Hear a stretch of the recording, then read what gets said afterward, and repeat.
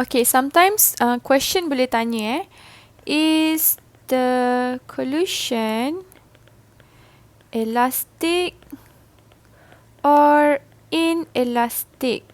Okay. So, macam mana kita nak tahu kalau pelanggaran tu, contohlah kereta langgar kereta ke, bola langgar bola ke kan, apa-apa yang pelanggaran lah. Ialah elastic collision ke ataupun inelastic collision, okay. So, macam mana nak kira kalau collision tu elastic, okay.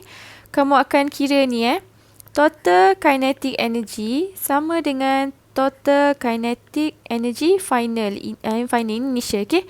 Katalah kita ada kereta kereta yang melanggar ni kan.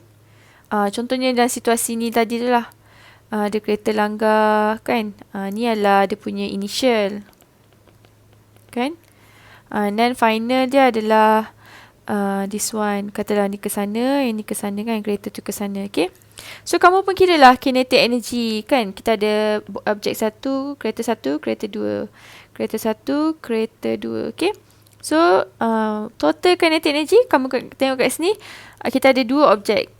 Okay, kalau kita ada dua objek, maksudnya kita ada dua kinetic energy lah, iaitu half m, sebabkan ni u kan, this is u1, this is u2, half m1 u1 square plus half m2 u2 square, sama tak nilai dia dengan half m1 v1 square plus half m2 v2 square. Okay, so kalau katalah nilai ni 50, kinetic energy before 50, kinetic energy final pun 50. So, kita cakap this collision is elastic. Okay. Okay, tapi macam mana pula kalau kinetic energy, kalau collision dia tu inelastic. This one. Inelastic maksudnya pula, kita cakap total kinetic energy initial tak sama dengan total kinetic energy final. Okay, macam mana nak kira?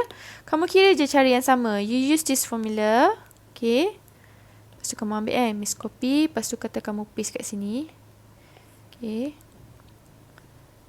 Okay. Katalah Miss paste kat sini Okay, contohlah kamu kira kat sini dapat ni adalah 50.